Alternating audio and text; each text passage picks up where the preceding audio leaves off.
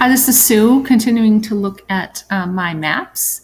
And so we're going to go back to my example, my mound map, and we're going to look a little bit further at layers. So here we have our map, and we have some of the layers over here. I've named them restaurants, banks. Up here we have schools. One neat thing about this is if for some reason I didn't want to see the churches, all you have to do is take the check mark and uncheck it, and those come off of the map. So you can pick and choose which ones you want to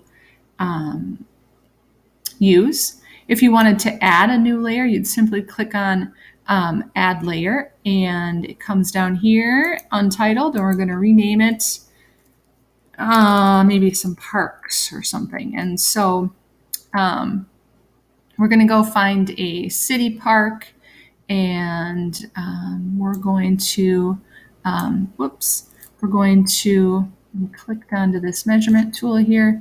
We're going to come up here and find a city park. And for sake of argument, we're going to drop our city park right here. And we're going to call this Sue's Park. And I'm going to say save. It's now going to be part of our new layer. I thought I named it. Let's try that again. And I can now say I want to change that icon and find something fun, like I don't know, kids playing or whatever. Here we'll do a bike. And I can then just continue to add more parks to that layer.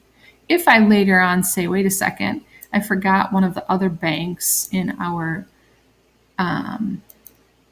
area, I'm going to click inside of banks, and here's Wells Fargo, and I'm going to place a dot on them, knowing that I want to add them to the bank layer. And I'm going to say Wells Fargo, and I'm going to save that. I probably could have clicked on this button here and gotten more information about Wells Fargo, but either way, that works. I'm going to come over here and get the dollar sign or something for the icon because it's a bank.